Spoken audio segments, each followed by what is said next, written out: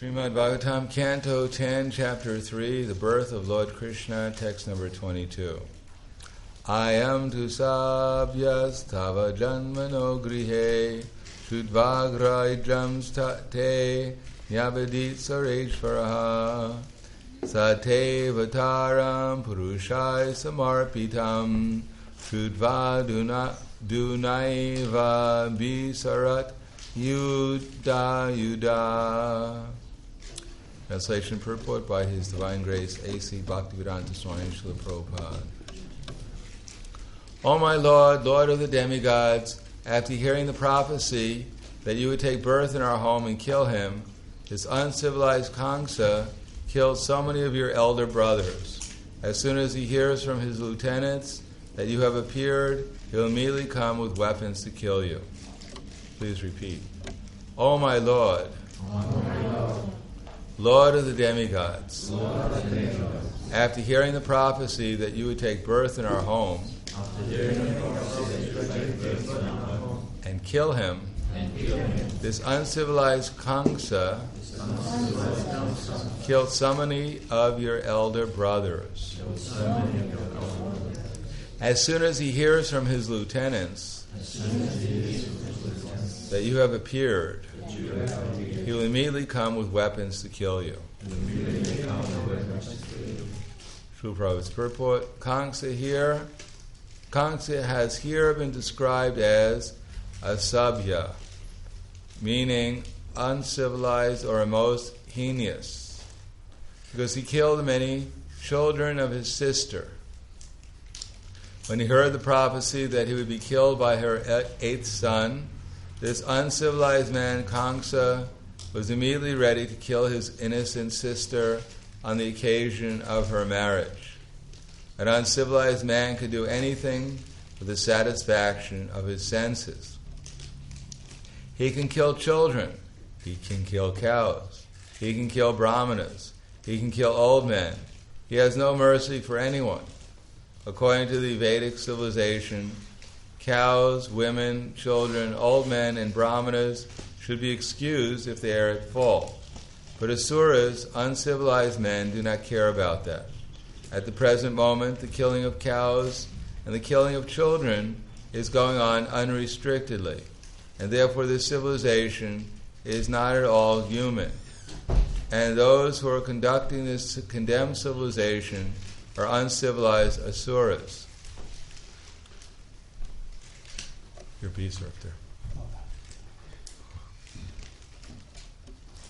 Such uncivilized men are not in favor of the Krishna consciousness movement. As public offices, they declare without hesitation that the chanting of the Hare Krishna movement is a nuisance, although Bhagavad Gita clearly says, Satatam kirtayanto mam yatantas cha dhridavrataha. According to this view, it is the duty of the Mahatmas to chant the Hare Krishna mantra and try to spread it all over the world to the best of their ability.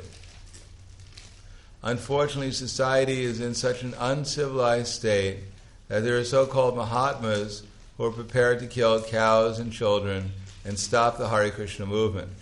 Such uncivilized activities were actually demonstrated in opposition to the Hare Krishna movement's Bombay Center, Hare Krishna land. As Kamsa was not expected to kill the beautiful child of Devaki and Vasudeva, the uncivilized society, although unhappy about the advancement of the Krishna consciousness movement, cannot be expected to stop it. Yet we must face many difficulties in many different ways.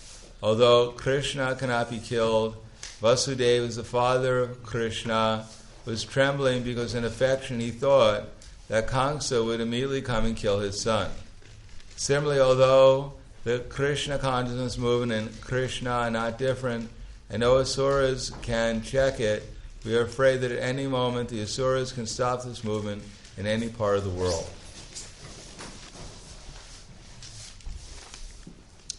Ayam tvasavas tava janmano grihe shudvagrajams te nyavadit sareshvara satevataram purushai samarpitam shudvadunaiva bisarat Yuda, Yuda.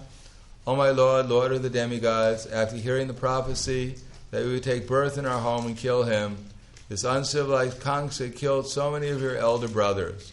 As soon as he hears from his lieutenants that you have appeared, he will immediately come with weapons to kill you. Namo Vishnu Padaya Krishna Prasthaya Bhute Srimate Bhaktivedanta Swami Namane Namaste Saraswati Deve Gauravani Bhajarane Nirvishesha Srinivadi Paschatya De Sadarna. There are two paths of life. One is the path of sense gratification, sometimes that's called Pravritti Marg, and the other is Nivritti Marg, the path of trying to get free from our material conception of life. Those who are on the path of, actually, it's not even Pravritti Marg, it's more Vikarma, or sinful activities, they'll act in any unrestricted way. Or as Krishna says in Bhagavad Gita, Achintyam aprayam cha pralayantam upashitya kama papoga paramam etavam iti nischitya asya pasha shuterabhada kama kroda parayana ihanti kama bhogartam anyayenartha sanjaya. They believe that to gratify the senses unto the end of life, that's the prime necessity of human civilization. And therefore there can be no measurement for their anxiety. Being bound by hundreds and thousands of desires, by lust and anger, they secure money by illegal means for sense gratification. This illegal means doesn't mean that they break the modern law. It means that they violate the laws of the universe in order to enjoy happiness, so-called happiness, which comes from sense gratification. Unfortunately, in modern society, they're advertising to increase your sense gratification, although it's not really helping society. Just like a fisherman, he takes his rod and reel, I guess, and his bait and tackle, and he goes to the ocean, and he puts on the tackle, he puts some bait, and dangles it in the water. Come and enjoy to the fish, advertising. Naturally, the fish are not very intelligent. They haven't attended Bhagavatam class. They don't know what's going to happen to them. So they grab hold of the bait, but lo and behold, the bait is on a hook, and they get hooked. And then the fisherman reels them up, cuts them apart, throws them into the frying pan. So he thought, the fish, I'm going to enjoy, but he winds up fried. Similarly, in modern society, they're advertising in so many different ways, come and enjoy. Especially in modern society, illicit sex and intoxication, gambling, meat eating are quite prominent. And they're advertising, do this and you'll enjoy. But actually, people just wind up fried. Yehi samsparsha bhoga dukayone evate adyantavanta kontiya nateshu ramate buddha. That an intelligent person, he doesn't take part in the sources of misery, but coming from the contact with the senses with their objects. O son of Kunti, such pleasures have a beginning and an end, and so the wise person doesn't delight in them. Actually, there is no happiness, even in sense gratification. Sense gratification simply means the absence of the misery caused by the desire to enjoy the senses. Just like, one time, Shruti Kirti, he went to Prabhupada right after he got married, and said, Prabhupada, now I can't travel you because I'm married, I feel so bad. So Prabhupada said, it is just like before the feast you're thinking, oh, I'll be so happy, I'll enjoy. And then after the feast you think, oh, I ate too much. If only I didn't eat so much. So material life is like that. We're thinking if I simply gratify my senses, we'll enjoy. And then afterwards we suffer, thinking, oh, I shouldn't have gratified my senses like that. Now I'm suffering. So that's called illusion. Illusion means if I gratify the desire, then my suffering will end. So that actually is not happiness. It's simply the ending of suffering. Just like my hand, we don't generally go around crying out in the middle of the street, I feel so great because my hand is not broken. It feels so good. But if we break our hand, we're in such misery, then someone gives us a painkiller and etc., and we think, oh, I feel so good, because now I'm not in misery anymore. Similarly, now we're in misery, and when we get free from a little bit of our misery, we call that happiness. Modern society means to increase people's misery and give them some opportunity to free themselves from it simultaneously. That's called advertisement. Come and enjoy, get this and you'll be happy. Actually, we're creating within you a desire to get it, making you miserable that you don't have it, pointing at how many happy people have it except for you. And then you become so much in anxiety, you work like a dog, by hook or crook, you get the money and you buy it, and then you're satisfied that I'm not miserable anymore because I don't have it. And then you realize after some time it's not really what I want, and then you want something else. So you're miserable again. You lament that I have this thing rather than something else. So material life simply means hankering for something you don't have, feeling miserable that you don't have it, and then after you get it, either you lose it and then you lament even more that you lost it, or you lament that you got it in the first place. So this is called illusion. And modern society has become so expert at illusion that it's come to the point of killing children and killing animals such as the cow. This is because the mode of ignorance is increasing. If we don't develop upwards, then we go downwards. Upward means to, as Krishna says, Yadagre Chanuband Yataragre Yadagre Chanuband Yadagre Bisham Eva Paramami Ritopama Tatsukam Satikam Protam Atma Buddhi Prasadajam. That which in the beginning may be bitter like poison, and at the end is just like nectar, and which is born of that which in the beginning may be bitter like poison, at the end is like nectar, and awakens one to self-realization, is said to be happiness in the mode of goodness. In other words, by following a certain procedure of controlling the senses, then at the beginning it may be very bitter. So we think, oh, this process is not very good because I feel very bitter. And after all, I've come here to enjoy happiness, but now I feel bitter. So there's something wrong with the process. It's not giving me happiness, it's giving me suffering. So why should I follow this process that's giving me suffering? Of course, if one follows the process properly, in the right way, with the proper understanding, then one will be able to tolerate the suffering, the immediate suffering. That's called prayas and shreyas. The society, modern society, has been trained up simply in prayas, the immediate gratification of the senses. That if we can't gratify the senses immediately, we become very disturbed. Everything has to be there immediate. We feel some pain, we have to take a pill, immediately cure the pain. Should be no suffering. Never mind, you take one pill to cure one cause of suffering, you read the label, your eyes will go, you'll go blind, your liver will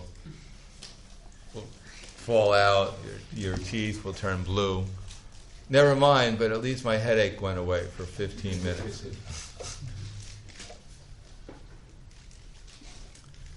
So even if we're in the bodily concept of life, then this is not the proper civilization to follow. Even one believes I am the body, but why should we destroy the body in the name of so-called happiness?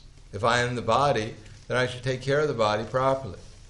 Modern civilization has become so bewildered that it can, so much in the mode of ignorance, that even its endeavor to take care of the body has resulted in destroying the body. Just like in order to have a nice, happy situation, they've created so many factories in order to provide us with all the means to becoming happy and satisfied in this life. Even though we assume that there's only one life. But they've contaminated the air, they've polluted the water, they've destroyed the food, they've put so much noise into the environment that people can't even, in the so-called attempt to become happy here, they're becoming miserable. Just like the person who's on the tree trying to cut the branch off the tree, but he's on the side of the branch that he's cutting.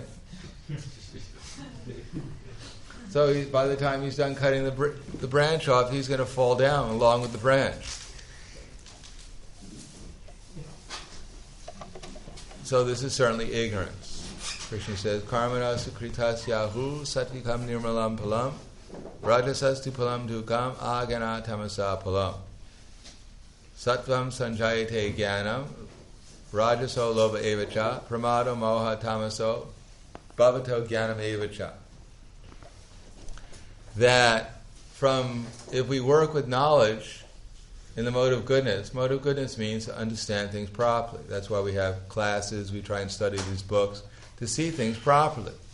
Then when we see things properly, then we should act in such a way as to purify ourselves of this material misconceptions. We should purify ourselves to the spiritual conception of life.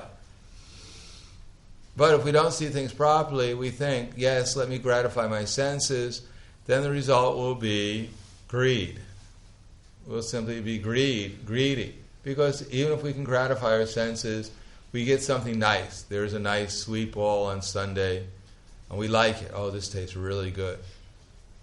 And our only anxiety is that we get enough of them. We think we can get we check, make sure there's enough sweet balls, so if I want to eat 100, I can. Then we feel good. Then we start eating 100. And by the time we're done, we're miserable.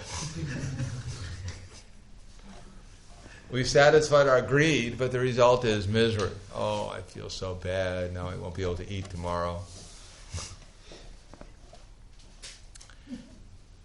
So that's called greed. That's the mode of passion. And the result is madness, illusion, karmana, sattvam sanjayate jnanam, rajaso loba evacha, pramado, madness, pramado, moha, illusion, and foolishness. And what is the result of acting in madness and ignorance, illusion, foolishness? You become completely crazy. So this is the way modern society is heading. To become completely mad. Mad means, to become happy, you take a rope and you throw yourself off a building. That's your happiness. Bungee jumping. Or you take a pearl and you put it through your not your nose, you put it through your tongue to make your tongue look nice. Or your eyebrows, or your lips, or whatever. So they become more and more crazy, to the point that they're killing their own children. The highest emotion, Prabhupada said, in the material world is that the affection between the mother and the child. But instead of developing that affection, they're killing their own children, and they're declaring that the cow, which was giving milk, is food. It's our mother. I mean, the time will come when people eat their own mother, because they're already eating their own mother, the cow. It's giving milk when you're a little child, supporting you, and to show your appreciation when you grow up, you slaughter it and eat it.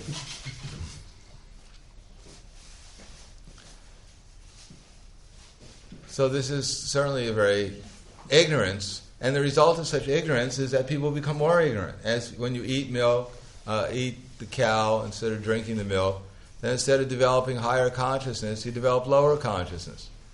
And then there's no end to the amount of demoniac things that you can do.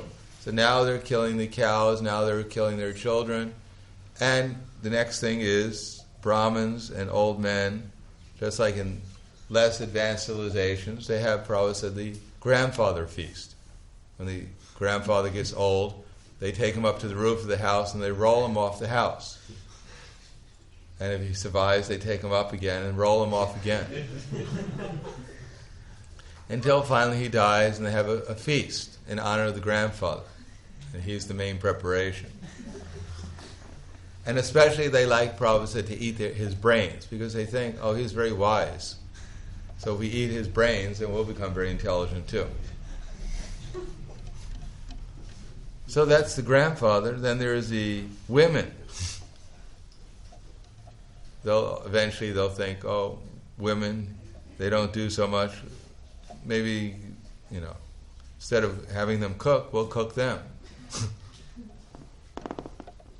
And brahmanas.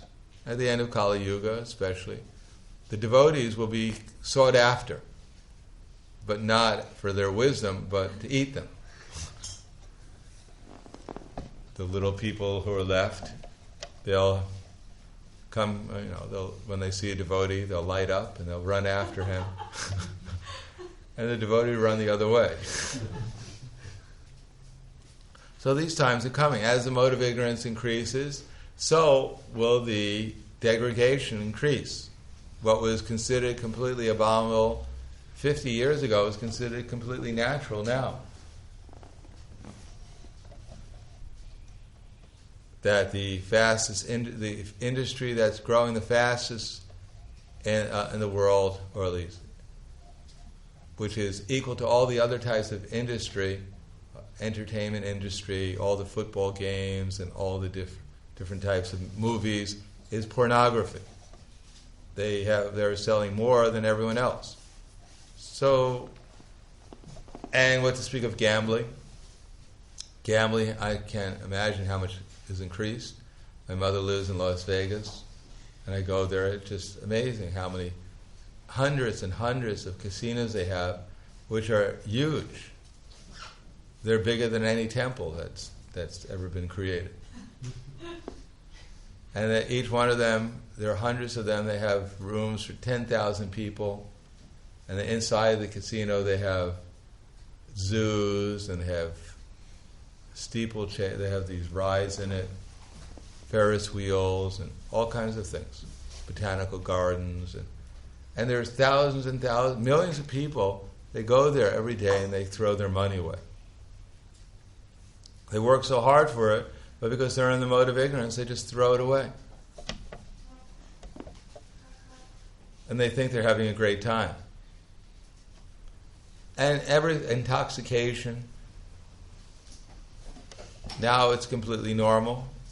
I remember distributing books downtown Melbourne, and every day the same people would come up telling us that they need a couple of dollars because they locked themselves out of the car. The same junkie would come up every day, and the police would harass the devotees at that time. You can't be here, but they never harassed the people who were selling drugs downtown.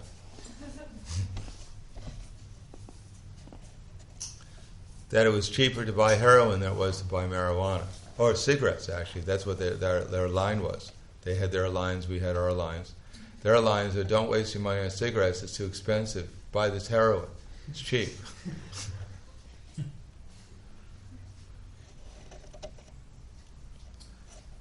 And illicit sex, intoxication, meat eating, that, of course, I think maybe the Hare Krishna restaurants made a little dent in the meat eating, but I'm sure it hasn't stopped. Now they're putting meat in the vegetables. By their intelligent endeavor, by genetic engineering, now you can eat a carrot, which has a percentage of pig in it. It has pig genes in it. So, modern civilizations developing more and more so-called intelligence, how to gratify the senses in the mode of ignorance, and the result is more and more degradation to the point where people will not be able to understand at all what is the purpose of life and how to achieve it. And at that time, Kalki comes. Luckily, it's another 427,000 years. So something's probably going to happen before that. In any case, the leaders of present society, they have no idea who they are, or what the purpose of life is, nor are their followers. The only persons in this world who know anything about reality are the members of the Hare Krishna movement, practically speaking. And so we have to get our act together a little bit. If we're supposed to save the world, I guess first of all we've got to save ourselves. Although we have the most exalted philosophy and knowledge, but it actually entails some responsibility to actually follow the principles. Not that I have such exalted knowledge and philosophy that I can hit everyone over the head with it and feel good about it. So it's a responsibility to follow it to the best of our capacity and not to become tricked by Maya, that now I have great philosophy, now I know everything, so now I can do anything and I won't get caught up by Maya. No, if we have the knowledge and we don't follow it, then Maya will deal with us even more strictly than if we didn't have any knowledge whatsoever, if we were innocent. Therefore, it's a great responsibility to try to protect and carry on the Hare Krishna movement, especially by preaching. It doesn't require a great philosopher to preach. We're not trying to tell people about the intricacies of, at least not in the beginning, of Sattvika Bhava and Vyabhichari Bhava, Sthayi Bhava, and Vibhava, Sanchari Bhava. We're not trying to tell people the intricacies of the science. We're trying to convince people that they're not their body to begin with. That gratifying the senses won't lead them to the highest platform of existence. It's simply the same thing over and over again. Although Maya is telling us the same thing, and it's the same result we get, still we're being fooled because we have no alternative. So the Hare Krishna movement is supposed to give people the philosophy that you're not your body, and you have an alternative. Rather than to serve the senses endlessly, you can do something superior like chant Hare Krishna. So unless we learn how to chant Hare Krishna and get the benefit of doing it, unless we get a higher taste by chanting Hare Krishna, we won't be very enthusiastic to tell others to do it also. Because they think, oh, you'll chant Hare Krishna like me, great philosophy, we'll all chant Shnik, Shnik, Ram, Ram, Day, Day, Day, Day, hey, kitty, kitty, hey, kitty, kitty. And you'll get the same result as me. You'll increase your bile secretion, and you'll eat more prasad. But you won't realize anything superior to simply chanting ordinary sound vibrations. So we ourselves have to chant in such a way is that we remember Krishna. We get Krishna's association. We enter into a spiritual atmosphere. We get spiritual experience. And then we'll see that by such an experience that I develop a detachment from things that draw my mind away from Krishna. I'm able to see everyone and everything as it's related to Krishna. And I get growing love and appreciation for the process. It gives me a higher and higher taste. Then we'll see that as a solution to the misdirected world. We'll see it as a solution to the false propaganda that to gratify the senses endlessly will produce happiness. Because we'll have a process which will bring us away from unrestricted sense gratification to where we can get happiness simply by following the process of devotional service. Then we can convincingly preach and convince others to follow it also. But if we don't know the process and we convince others to follow it and we can't explain to them how to follow it in such a way as to get a higher taste, then we'll get a lot of false Hare Krishnas. Everyone's chanting Hare Krishna and no one's getting the benefit. So we have to know the science. We have to become convinced of what's the difference between prasad and regular food. That ultimately, that there is a Krishna, and that service to Krishna will give a higher experience than service to the gross and subtle senses. The senses will not stop immediately dictating to us, but unless we make a concerted effort to actually forget about them, become aloof from them, and engage in Krishna service instead, in a higher state of consciousness, then we'll simply externally follow the process, but unless we get the higher taste, we won't go beyond simply changing our dress and our address. We can change our dress and our address, but that doesn't mean that we've developed a higher consciousness just by doing that, a higher awareness, a higher experience. So that we have to learn how to do. Then if we do that, then no one can stop the advancement of the Hare Krishna movement. But if we remain on a superficial level, any impediment we find ourselves in the material world, we'll think, oh, this is too much, it's too much of a sacrifice, and how can I carry on this process of Krishna consciousness? It's too much. Then, although modern civilization certainly can't appreciate, at least many parts of this modern civilization, I'm sure the people who head up the tobacco industry or the liquor business or the cow slaughter business, whatever, I'm sure they're not rooting on the Hare Krishna movement, the majority of them, wondering when will the Hare Krishna movement succeed. Because if we succeed, then they don't succeed. So it is not that we can expect that everyone's going to love the Hare Krishna movement and we should always do everything so that everyone loves us. We can think like that. Of course, we shouldn't do things so that everyone hates us. We develop the other mentality. We don't care what people think. We're just going to do whatever we want to do because we're Hare Krishnas, and Hare Krishnas, we have our Father owns everything, so we're going to run over everyone. No, there's certain persons that who are innocent, we're trying to attract, and there are other groups of persons who will never love the advancement of the Hare Krishna movement, because that means that their sinful activities will be curtailed, and they're dedicated to sinful activities. They're making a business out of it. They're making a profit out of it. So they'll be very disturbed the more the Hare Krishna movement advances.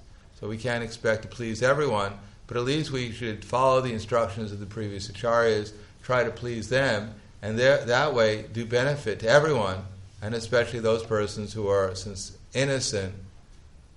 They'll be benefited and they'll be able to make some advancement towards the goal of life. Otherwise, if the Hare Krishna movement is not successful, then there'll be a lot more frogs in Australia, a lot more lower species of life. The human life, instead of an opportunity to go back to the spiritual world, will be an opportunity to become a grasshopper in Australia. So, thank you. Any questions?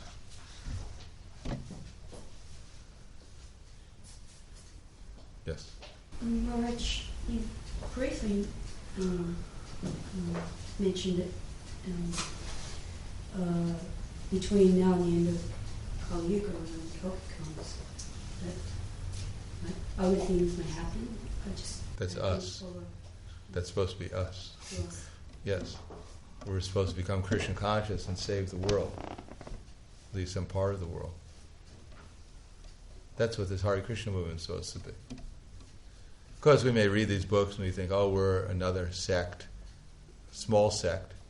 We have our, just like there's so many churches and there's so many political parties, and we're just another competing party. But actually, we're not just another competing party. We are the party that, not based upon our glorious position or activities, but because Krishna is God and these are His instructions, and we follow Him, then He'll make sure that this movement is victorious. Yatra Yogeshwara Krishna, Yatra Partha Dhanardara, Tatra Shir Vijayo Bhutira, Dhruva Nitya Matira Mama. That wherever there's Krishna, the master of all mystics, and Arjuna, the supreme archer, there'll certainly be victory, morality, what else? And opulence. Tatra Shira, Vijayo Bhutira, Dhruva Nitir Mantir Mama. That was Sanjaya's opinion. So if we follow Krishna's instructions, we become Krishna's instrument, then Krishna will save the world, and we'll be saved by becoming Krishna's instrument. And if we think this is just another little sect, we're some kind of Hindu sect from India, and we're here because we like the food or the music's good, then we won't go very far. And neither will be an adequate instrument to save anyone else, but if we're not a good instrument to save others, we won't be saved either. By saving others, we're actually saving ourselves. We're not saving anyone, actually. Krishna is using us as an instrument. He's not even using us. We're just agreeing that Krishna can utilize his body, his mind, his intelligence, and do what he wants to do. And we won't interfere, that's all. We're just agreeing with what Krishna wants. Then if we don't get in the way, then we'll be saved, and then Krishna will save others. Is that clear? Yes, thank you. Yes. Srila Prabhupada says in the booklet how although Krishna can't be killed, Vasudeva was still worried about him, and somehow we were concerned about Krishna consciousness. Could you explain? Well, Prabhupada said he was concerned. Well, we can see that apparently we're supposed to have such a big mission, saving the world, and we're just wondering, how much we can actually keep ourselves together, what to speak of anything else. So we're worried about whether this Hare Krishna movement is going to save the world. Actually, Krishna will save the world somehow or another through this movement, some movement he's created, especially this movement. But we have to worry more about ourselves, that we stay in the movement, and the only way we can stay in the movement is we make some spiritual advancement, that we actually get a higher taste and the movement has some meaning to us. Then we'll stay in the movement, in thick or thin. If we actually experience in any circumstance that we're developing a higher consciousness, a higher state of awareness, then we'll stay, because it doesn't really matter if things are going good or bad.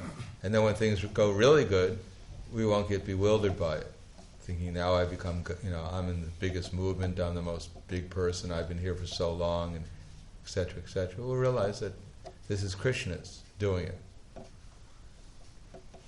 And when the movement's attacked or whatever, there's some problems in the movement, we'll understand that Krishna is also, he's doing things in such a way as to purify the society. So we become more eligible so that when the society does become successful, we'll become successful in a real Krishna conscious way. Otherwise, Prabhupada said Krishna could give us billions and trillions of dollars. But what would we do with it? We'd simply make a mess of everything in the name of Krishna consciousness. We wouldn't know how to utilize it. So Krishna, he has a way of dealing with even this movement to purify it and progress it. First he has to purify it, and then it can actually make some real progress. So purification, we have our realm of influence, we have our realm of concern. So we may have a concern that the whole movement becomes purified, but the best way of purifying the movement is to start with ourselves, because that's our real realm of influence. So we should work mostly within our realm of influence by following the process ourselves the best we can, and then at least that part of the movement will become purified, namely ourselves. So to get too worried about everything, to become the savior of the whole world, or even the savior of the Hare Krishna movement, or the savior of the Melbourne Temple, it's not a very good idea, because we're very tiny and we can't do very much. Ultimately, it's the super soul who's going to save the world. And if we dovetail our desires with the super soul within our heart, at least he'll be able to save us. And by taking control of our activities, he'll be able to do something meaningful for others too. Anything else? Yes. But if we ourselves are not strong enough and convinced, and we feel that,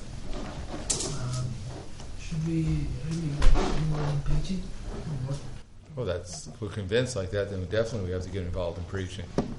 Otherwise, how are we going to become strong and convinced?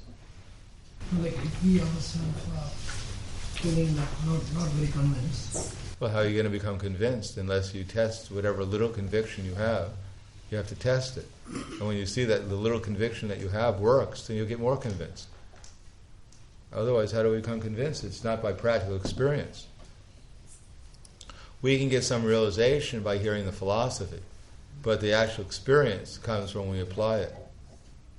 So if we only have a little understanding, then we apply whatever little we have, then we'll get some realization, and we'll want to get some more understanding. We weren't born convinced. We were born in Maya. Therefore we have to follow the process. Part of the process is hearing, but the other part is chanting. Unless we chant, we put into practice what we've heard, we won't realize it. It won't come up to the platform of experience. And how much we preach, that may be, or how we preach, that may be according to our ability. Not that I'm not really convinced, but I'm going to get on a big television program, convince the whole world. And the announcer asks, well, or the interviewer, what is the Hare Krishna movement? And you say, well, I don't really know, but I think it's good. I'm not really so sure.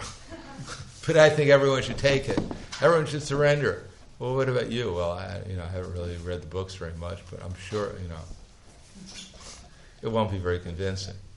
So we should preach according to our level of conviction, but we should do some preaching. And if we can't preach directly ourselves, at least we should assist the preachers. So something should be there. If we go on the street and we try and sell a book, and we have no idea how to sell a book, then we get discouraged. We're not convinced I should be here. We're wondering, why am I here? We don't know how to do when I'm here. So we have no experience or knowledge, and we're not really convinced we should be there. So therefore we'll get discouraged. So we should try to do something where we'll become encouraged rather than discouraged in our preaching. We can give a book to a friend. At least if we can't convince our friends, we don't feel secure telling our friends, then maybe we should find other friends. Something should be there. We should allow Krishna to act through us as an instrument. Then we'll develop confidence that Krishna is acting. He is using this body, my mind, my intelligence as his instrument. Then we'll become more convinced that I should surrender more, let Krishna act more. Don't get in the way. Get in the way less. Anything else? Yes. What is the most important thing to remember when preaching? Krishna. What else is there to remember? We remember Krishna, then hopefully we'll remember. Then everything else will be remembered too. You water the root of the tree, then everything else comes. We forget why we're there. We forget seeing things in relation to Krishna. That it doesn't matter what else we remember. It won't be so beneficial.